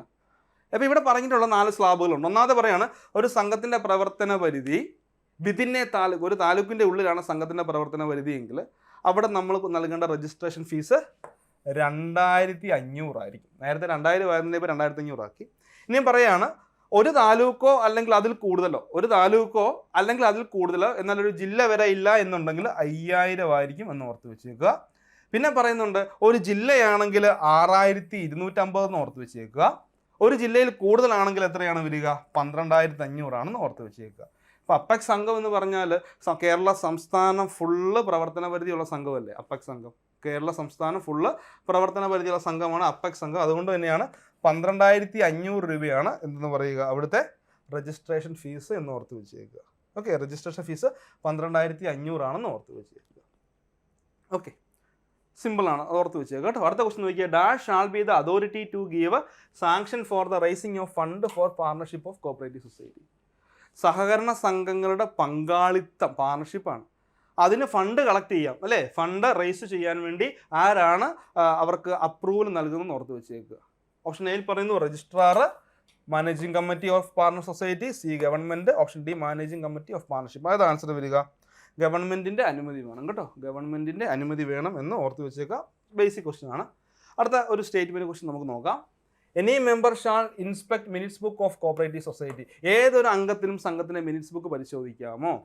ഓപ്ഷൻ ബി പറയാണ്, any member shall inspect latest audited balance sheet. ശരിയാണ്, ഏതൊരു അംഗത്തിനും സംഘത്തിന് ഏറ്റവും ലേറ്റസ്റ്റ് ആയിട്ടുള്ള ബാലൻസ് ഷീറ്റ് പരിശോധിക്കാം. ഓപ്ഷൻ സി പറയാണ്, any member shall inspect summary of defect included in the latest statutory audit report. ഏറ്റവും ലേറ്റസ്റ്റ് സ്റ്റാറ്റ്യൂട്ടറി ഓഡിറ്റ് റിപ്പോർട്ടിലെ സമ്മറി ഓഫ് ഡിഫക്ട്സ് ഏതൊരു അംഗത്തിന് വേണമെങ്കിലും പരിശോധിക്കാം. അപ്പോൾ ഇവിടെ ഒന്നാമത്തെ സ്റ്റേറ്റ്മെൻറ്റ് തെറ്റാണ്, 2ഉം 3ഉമാണ് കറക്റ്റായിട്ട് വരിക അല്ലേ, 2ഉം 3ഉമാണ് കറക്റ്റായിട്ട് വരിക. അപ്പം ഇതിലെ റോങ് സ്റ്റേറ്റ്മെൻറ്റ് ഏതാണ്? 1 ഓൺലി ആണ്. ക്വസ്റ്റ്യൻ നോക്കുക, choose the wrong statement 1 only ആണെന്ന് ഓർത്ത് വെച്ചേക്കുക. അടുത്ത question, maximum time of managing committee members in the credit society shall be limited to dash consecutive times. ഇത് ഒരുപാട് വിവാദമുണ്ടാക്കിയ ഒരു ഭേദഗതിയായിരുന്നു. അതായത് മാനേജിംഗ് കമ്മിറ്റി, അതായത് അടുപ്പിച്ച് ഒരാൾക്ക് എത്ര ടൈം മാനേജിംഗ് കമ്മിറ്റിയുടെ എത്ര ടൈംസിൽ അംഗമാകാം? എത്ര ടൈംസിൽ പറയാം? 5 ടൈം വരെ ഇരിക്കാൻ പറ്റുമോ? ഇല്ല. ഓപ്ഷൻ ബി 4 ടൈം വരെ ഇരിക്കാൻ പറ്റുമോ? അതായത് ഏകദേശം 20 വർഷം വരും ഒരാൾക്ക് മാനേജിംഗ് കമ്മിറ്റി ഇരിക്കാൻ പറ്റത്തില്ല. അതുകൊണ്ട് തന്നെ ഓർത്ത് വെച്ചേക്കുക, 3 ലിമിറ്റായിട്ട് അതിനെ ലിമിറ്റ് ചെയ്തിട്ടുണ്ട്. ഒരാൾക്ക് മാക്സിമം 3 ടൈമിൽ 3, 5, 15 വർഷം വരെ ഇരിക്കാം. കേട്ടോ. അതിൽ കൂടുതൽ ആർക്കും ഇരിക്കാൻ പറ്റില്ല എന്ന് ഓർത്ത് വെച്ചേക്കുക. അടുത്ത ക്വസ്റ്റ്യൻ ആണ് ചൂസ് ദ കറക്റ്റ് സ്റ്റേറ്റ്മെന്റ്. കേട്ടോ, കറക്റ്റ് സ്റ്റേറ്റ്മെന്റ് കണ്ടെത്തുക. A member of the managing committee may submit his resignation letter to the president of the society. സംഘത്തിലെ അംഗം, ഒരു മാനേജിംഗ് കമ്മിറ്റിയിലെ അംഗം ആ വ്യക്തിയുടെ റെസിഗ്നേഷൻ ലെറ്റർ ആർക്കാണ് സബ്മിറ്റ് ചെയ്യുന്നത്? ആർക്കാണ്? പ്രസിഡന്റിനാണ്. സംശയമൊന്നും അല്ലേ, പ്രസിഡന്റിനാണ് കൊടുക്കുന്നത്. അപ്പോൾ ഒന്നാമത്തെ സ്റ്റേറ്റ്മെന്റ് കറക്റ്റ് ആണ്. രണ്ടാമത്തെ, resignation of elected and nominated members shall be accepted by the managing committee. മൂന്നാമത് പറയുന്നത് president shall submit his resignation letter to the vice president. President resignation letter നൽകുന്നത് വൈസ് പ്രസിഡന്റിനാണ്. ആണോ? അല്ല, പ്രസിഡന്റ് നൽകുന്ന ആർക്കാണ്? കമ്മിറ്റിക്ക് തന്നെയാണ് നൽകുക. കേട്ടോ, കമ്മിറ്റിയിലെ മറ്റ് അംഗങ്ങൾ അവരുടെ റെസിഗ്നേഷൻ നൽകുന്നത് ആർക്കാണ്? പ്രസിഡന്റിനും. പ്രസിഡന്റ് നൽകുന്നത് മാനേജിംഗ് കമ്മിറ്റിക്കുമാണെന്ന് ഓർത്ത് വെച്ചേക്കുക. അപ്പോൾ ഇവിടുത്തെ ആൻസർ ഏതാണ്? ചൂസ് ദ കറക്റ്റ് സ്റ്റേറ്റ്മെന്റ് എന്ന് പറയുന്നത് നോക്കിയേ. The resignation of elected and nominated members shall be accepted by the managing committee എന്ന് ഓർത്ത് വെച്ചേക്കുക. കേട്ടോ, a member of the managing committee may submit his resignation letter to the president of the society. ഒന്നാമത്തെ statement correct ആണ്. പിന്നെ പറയുന്നുണ്ട് president shall submit. അപ്പോൾ ഇവിടെ ആൻസർ ആയിട്ട് വരുന്നത് 1ഉം 2ഉം ആണ് കറക്റ്റ്. കേട്ടോ, ഓക്കെ, 1 and 2 ആണ് കറക്റ്റായിട്ട് വരിക എന്ന് ഓർത്ത് വെച്ചേക്കുക. 1 and 2 കറക്റ്റായിട്ട് വരേണ്ടതാണ്. പക്ഷേ ഇവിടെ ക്വസ്റ്റ്യനിലെ മിസ്റ്റേക്ക് കൊണ്ടാണ് വരെ മാറിയിട്ടുള്ളത്. ഓർക്കുക, member of the committee may submit his resignation letter to the president of the society. സംഘത്തിൻ്റെ കമ്മിറ്റി എന്ത് ചെയ്യണം? ഇവിടെ പറയുന്നുണ്ട് a member of the managing committee may submit his resignation letter to the president of the society. സംഘത്തിൻ്റെ president നൽകണം എന്ന് ഓർത്ത് വെച്ചേക്കുക. രണ്ടാമത് പറയുകയാണ് resignation of elected and nominated members shall be accepted by the managing committee. ഒരു കാര്യം മനസ്സിലാക്കുക, ഇവിടെ നോമിനേറ്റഡ് മെമ്പേഴ്സിൻ്റെ, അതായത് നോമിനേറ്റ് ചെയ്ത് വന്നിട്ടുള്ള മെമ്പേഴ്സ് അവരും എന്ത് തന്നെ ചെയ്യണം? അവരുടെ റെസിഗ്നേഷൻ ലെറ്റർ പ്രസിഡന്റിന് നൽകണം. പ്രസിഡന്റ് അത് ആരാണോ ഇവരെ നോമിനേറ്റ് ചെയ്തത് അവർക്ക് കൊടുക്കണം എന്ന് ഓർത്ത് വെച്ചേക്കുക. ഇപ്പോൾ രജിസ്ട്രാർ അല്ലെങ്കിൽ നമ്മൾ പറഞ്ഞിട്ടുള്ള ഗവൺമെൻറ് ഒക്കെ നോമിനേഷൻ വരുന്നുണ്ട്. സെക്ഷൻ 31 പ്രകാരം നോമിനേറ്റ് ചെയ്ത് വരാറുണ്ട്. അപ്പോൾ അവിടെ നമ്മൾ എന്ത് ചെയ്യണം? അത് ആരാണോ നോമിനേറ്റ് ചെയ്തത് ആ വ്യക്തിയിലേക്ക് പ്രസിഡന്റ് കൊടുക്കണം. അവിടെ ഒരിക്കലും ഒരു നോമിനേറ്റ് ചെയ്ത് വന്ന വ്യക്തിയുടെ ആ ഒരു റെസിഗ്നേഷൻ സംഘത്തിൻ്റെ മാനേജിംഗ് കമ്മിറ്റി നോക്കേണ്ട കാര്യമില്ല. എലക്റ്റഡ് ആയിട്ട് വന്നിട്ടുള്ള മെമ്പേഴ്സിൻ്റെ സംഘത്തിൻ്റെ മാനേജിംഗ് കമ്മിറ്റി നോക്കിയാൽ മതി. എന്നാൽ നോമിനേറ്റഡ് ആയിട്ട് വന്നിട്ടുള്ളവരുടെ ആര് നോക്കിയാൽ മതി? അത് നമ്മൾ നേരെ ആരാണോ അവരെ നോമിനേറ്റ് ചെയ്ത അതോറിറ്റി, ഇപ്പോൾ രജിസ്ട്രാർ ആണെങ്കിൽ രജിസ്ട്രാർക്ക് കൊടുക്കുക. ആദ്യം ഓർക്കുക, ഫസ്റ്റ് നമ്മൾ പ്രസിഡന്റിന് കൊടുക്കണം. പ്രസിഡന്റ് ഇത് എന്ത് ചെയ്യും? എലക്റ്റഡ് ആയിട്ട് വന്നിട്ടുള്ളവരുടെ ആണെങ്കിൽ അവരുടെ കമ്മിറ്റി വെക്കും. എലക്റ്റഡ് ആയി വന്നിട്ടുള്ള ആൾക്കാരാണ് റെസിഗ്നേഷൻ കൊടുത്തിട്ടുണ്ടെങ്കിൽ അവരുടെ അത് കമ്മിറ്റിയിലേക്ക് വെക്കും. ആ റെസിഗ്നേഷൻ ലെറ്റർ നോമിനേറ്റ് ചെയ്ത വ്യക്തിയുടെ ആണെങ്കിൽ അത് ആ നോമിനേറ്റ് ചെയ്തിട്ടുള്ള അതോറിറ്റിക്ക് കൊടുക്കും എന്നോർത്ത് വെച്ചേക്കും. കേട്ടോ, നോമിനേറ്റഡ് അതോറിറ്റിക്ക് കൊടുക്കും എന്നോർത്ത് വെച്ചേക്കും. ഓക്കെ, ക്ലിയർ ആണെന്ന് ഓർത്ത്. അതുകൊണ്ട് തന്നെ ബി 1 only ആയിട്ടാണ് ആൻസർ വരിക. കേട്ടോ, B 1 only കൊടുത്താൽ മതി, അതായത് കറക്റ്റ് ആൻസർ വരിക. ഇത്രയാണ് നമ്മുടെ ആ ഒരു ക്വസ്റ്റ്യൻസിലെ അസിസ്റ്റൻറ്റ് സെക്രട്ടറി പാറ്റേൺ ചോദിച്ചിട്ടുള്ള കോപ്പറേറ്റീവ് ലോയുടെ ക്വസ്റ്റ്യൻസുകൾ. എനിക്ക് തോന്നുന്നു എല്ലാം സിമ്പിളായിട്ടുള്ള ക്വസ്റ്റ്യൻസ് ആയിരുന്നു അല്ലേ? എല്ലാം വളരെ സിമ്പിളാണ്. 1-2 ക്വസ്റ്റ്യൻസുകൾ. ഇപ്പോൾ അവസാനത്തെ ക്വസ്റ്റ്യൻ ഒരു കൺഫ്യൂഷൻ വരാം. കാരണം മാനേജിംഗ് കമ്മിറ്റിക്ക് കൊടുക്കേണ്ട, നോമിനേറ്റ് ചെയ്ത് വന്ന വ്യക്തിയുടെ ഇത് മാനേജിംഗ് കമ്മിറ്റിക്ക് കൊടുക്കേണ്ട കാര്യമില്ല. ബാക്കിയുള്ളത് മാനേജിംഗ് കമ്മിറ്റിക്ക്, അതായത് എലക്റ്റഡ് ചെയ്ത് വന്നിട്ടുള്ളവർ, അതായത് വോട്ടെടുപ്പിലൂടെ വിജയിച്ച് വന്നിട്ടുള്ളവരുടെ റെസിഗ്നേഷൻ ആണെങ്കിൽ അത് മാനേജിംഗ് കമ്മിറ്റിക്ക് കൊടുത്താൽ മതി. അല്ലെങ്കിൽ അത് ആരാണ് നോമിനേറ്റ് ചെയ്യുക, അതുകൊണ്ടാണ് ബി ആൻസർ വന്നത്. കേട്ടോ, അപ്പോൾ നമ്മൾ മനസ്സിലാക്കുക, വളരെ സിമ്പിളായിട്ടാണ് ഇവിടെ എന്തിട്ട് ചോദിച്ചിട്ടുള്ളത്. കോപ്പറേറ്റീവ് ലോയുടെ ക്വസ്റ്റ്യൻസുകൾ 2-3 സ്റ്റേറ്റ്മെൻറ്റുകൾ അവിടെ ചോദിച്ചിട്ടുണ്ടെന്ന് ഓർത്ത് വെച്ച്. അപ്പോൾ നമ്മുടെ പഠനം എത്രത്തോളം ആഴത്തിലാകുന്നോ അത്രത്തോളം പെട്ടെന്ന് നമുക്ക് വിജയിക്കാൻ പറ്റും. കാരണം അല്ലെങ്കിൽ സ്റ്റേറ്റ്മെൻറ്റ് ക്വസ്റ്റ്യൻസൊക്കെ വന്നു കഴിഞ്ഞാൽ നമുക്കൊന്നും മനസ്സിലാകാത്ത സാഹചര്യം വരാറുണ്ട്. അപ്പോൾ നമ്മുടെ പഠനം എന്ത് ചെയ്യുക? നമുക്ക് ആഴത്തിൽ തന്നെ വളരെ വിശദമായിട്ട് തന്നെ എക്സാം പോയിൻ്റ് ഓഫ് വ്യൂവിൽ പഠിച്ച് കയറാം അല്ലേ? അപ്പോൾ നമ്മൾ ഓർത്ത് വെച്ചേക്കുക, നമ്മുടെ അസിസ്റ്റൻറ്റ് സെക്രട്ടറിയുടെ നമ്മൾ ഇവിടെ ക്വസ്റ്റ്യൻ പേപ്പർ ഡിസ്കസ് ചെയ്തു. ഉടനെ CSEB ക്ലർക്കിൻ്റെ പരീക്ഷയുടെ ക്വസ്റ്റ്യൻസ് വരുന്നുണ്ട്, അത് നമ്മൾ ഡിസ്കസ് ചെയ്യും. ഇപ്പം നമുക്കറിയാം ഉടനെ തന്നെ അടുത്ത നോട്ടിഫിക്കേഷൻ എത്രയും പെട്ടെന്ന് നമുക്ക് പ്രതീക്ഷിക്കാം അല്ലേ? അടുത്ത പുതിയ നോട്ടിഫിക്കേഷൻ നമുക്ക് എത്രയും വേഗം തന്നെ പുതിയ നോട്ടിഫിക്കേഷൻ പ്രതീക്ഷിക്കാം. കാരണം ഒരുപാട് വേക്കൻസീസ് വരുന്നുണ്ട്. ഇനി ഭാവിയിലാണെങ്കിലും ഈ കോപ്പറേറ്റീവ് ബാങ്കിൽ ഒരുപാട് വേക്കൻസീസാണ്. കാരണം ഇപ്പോൾ കേരള ബാങ്ക് അതുപോലെ തന്നെ ഇൻസ്പെക്ടറിൻ്റെ ഒക്കെ വരുമ്പോഴത്തേക്കും ഒരുപാട് പേര് നിലവിൽ ഇപ്പോൾ കേരള ബാങ്ക് വരുമ്പോൾ ഏറ്റവും മിനിമം ഒരു 400 പേരെങ്കിലും, ഓക്കെ, ഒരു 400 പേരെങ്കിലും ഉറപ്പായിട്ടും സൊസൈറ്റിയിൽ നിന്ന് പൊക്കോളും. അവർ അങ്ങോട്ട് പോകും. അപ്പോൾ ആ വേക്കൻസീസ് വരികയാണ്. അതും ഹ്യൂജ് വേക്കൻസി, വലിയ വേക്കൻസീസ് അവർ അസിസ്റ്റൻറ്റ് സെക്രട്ടറി പോസ്റ്റിലേക്കൊക്കെ വരുന്നുണ്ട്, ഓഡിറ്റർ പോസ്റ്റിലേക്കൊക്കെ നമുക്ക് നല്ല രീതിയിൽ വേക്കൻസീസ് ഒക്കെ ഇനി വരുന്നുണ്ട്. അപ്പോൾ നമ്മളിപ്പോൾ തൊട്ടേ നല്ല രീതിയിലൊന്ന് പഠിക്കുകയാണെങ്കിൽ, ഏകദേശം പ്രോപ്പറായിട്ട് പഠിക്കുകയാണെങ്കിൽ നമുക്കൊരു 6 മാസം കൊണ്ട് വളരെ വിശദമായിട്ട് ഒന്ന് പഠിച്ചെടുക്കാം. എക്സാംസുകൾ എഴുതി നമുക്ക് എന്ത് ചെയ്യാം, പ്രാക്ടീസ് ചെയ്തൊക്കെ നമുക്കിനി വരുന്ന എക്സാം ഒന്ന് ക്രാക്ക് ചെയ്യാൻ പറ്റും. സോ അതുകൊണ്ട് തന്നെ ഞാൻ പറയുന്നത് മറ്റൊന്നുമല്ല, നമ്മളിവിടെ പുതിയൊരു ബാച്ച് സ്റ്റാർട്ട് ചെയ്യുന്നുണ്ട്. അപ്പം അതിൻ്റെ ഏറ്റവും പ്രത്യേകത എന്ന് പറഞ്ഞാൽ കംപ്ലീറ്റ് സിലബസ്, പുതിയ രീതിയിൽ വന്നിട്ടുള്ള കംപ്ലീറ്റ് സിലബസും നമ്മുടെ ആപ്പിൽ റെക്കോർഡ് ചെയ്തിട്ടുണ്ട് കേട്ടോ. അപ്പോൾ റെക്കോർഡ് ക്ലാസ്സസ് കംപ്ലീറ്റ് ആയിട്ട് നിങ്ങൾക്ക് ലഭിക്കുന്നുണ്ട്. അതോടൊപ്പം തന്നെ ഈ റെക്കോർഡ് ക്ലാസ് കാണുമ്പോൾ നമുക്ക് ഉറപ്പായിട്ടും ഡൗട്ട്സുകളൊക്കെ വരില്ലേ, ഡൗട്ട്സുകൾ വരും. അപ്പോൾ അത് ഡൗട്ട്സുകൾ ക്ലിയർ ചെയ്യാൻ വേണ്ടി എന്താണ് നമ്മൾ അതിൻ്റെ ലൈവ് സെഷൻസ് നമ്മൾ കണ്ടക്ട് ചെയ്യാറുണ്ട്. റെക്കോർഡർ മാത്രമായിട്ട് തിരികെയല്ല, റെക്കോർഡർ കണ്ടിട്ട് അതിൻ്റെ ലൈവ് സെഷൻസ്, അതായത് അതുമായി ബന്ധപ്പെട്ട ക്വസ്റ്റ്യൻസുകൾ ഡിസ്കസ് ചെയ്യുന്നു, അതുമായിട്ട് വന്നിട്ടുള്ള നിങ്ങളുടെ ഡൗട്ട്സുകളൊക്കെ ക്ലിയർ ചെയ്യുന്നു. പിന്നെ നിങ്ങൾക്കൊരു പേഴ്സണൽ മെൻറ്ററിൻ്റെ സഹായം ഉണ്ടായിരിക്കും. നിങ്ങൾക്ക് ഡൗട്ട്സുകൾ വരുമ്പോൾ നിങ്ങൾക്ക് ചോദിക്കാൻ ഒരു പേഴ്സണൽ മെൻറ്റർ ഉണ്ടായിരിക്കും. ഓക്കെ, നിങ്ങൾ എന്താ പറയുക, നിങ്ങളുടെ ആ ഒരു എല്ലാ രീതിയിലും നിങ്ങളെ ഒന്ന് ഉണർത്താൻ വേണ്ടി, നിങ്ങളെ മോട്ടിവേറ്റ് ചെയ്യാൻ വേണ്ടി നമുക്കൊരു പേഴ്സണൽ മെൻറ്റർ, ഓരോരുത്തർക്ക് ഒരു പേഴ്സണൽ മെൻറ്ററിൻ്റെ ഒരു സഹായം നിങ്ങൾക്ക് അവൈലബിൾ ആണ്. അതോടൊപ്പം തന്നെ നമുക്ക് പരീക്ഷകൾ, നമ്മൾ എത്ര പഠിച്ചാലും പരീക്ഷ എഴുതുന്നില്ല എന്നുണ്ടെങ്കിൽ അതിലൊരു കാര്യമില്ല, അല്ലേ? പഠിച്ചത് എങ്ങനെയാണ് അപ്ലൈ ചെയ്യേണ്ടത് അത് പരീക്ഷ തന്നെ എഴുതണം. നമ്മൾ ഒരുപാട് മോഡൽ എക്സാംസുകൾ എഴുതി നോക്കണം. അപ്പോൾ മോഡൽ എക്സാംസിൻ്റെ ഒരു കളക്ഷൻ തന്നെയാണ് നമ്മളിവിടെ നിങ്ങൾക്ക് വേണ്ടി നൽകിയിട്ടുള്ളത്. അപ്പോൾ നമുക്ക് റെക്കോർഡ് ക്ലാസ്സുകൾ വരുന്നുണ്ട്, അതിൻ്റെ ലൈവ് ക്ലാസ്സുകൾ വരുന്നുണ്ട്, പേഴ്സണൽ മെൻറ്ററിൻ്റെ ഒരു സഹായം വരുന്നുണ്ട്, അതോടൊപ്പം തന്നെ പരീക്ഷകൾ എഴുതി പ്രാക്ടീസ് ചെയ്യാനൊരു അവസരം വരുന്നുണ്ട്. പിന്നെ PDF രീതിയിൽ നിങ്ങൾക്ക് നോട്ട്സും അതിൽ അവൈലബിൾ ആണ്.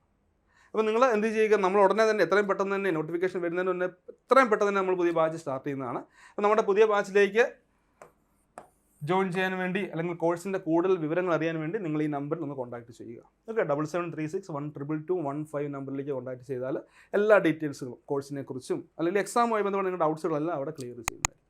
അപ്പോൾ എല്ലാവരും നന്നായിട്ട് പഠിക്കുക, പ്രോപ്പറായിട്ട് കാര്യങ്ങൾ കണ്ട് മനസ്സിലാക്കുക, പ്രധാനപ്പെട്ട പോയിന്റ്സുകൾ എഴുതുക. ഓക്കെ, അപ്പോൾ എല്ലാവർക്കും വിജയാശംസകൾ. Okay, thank you.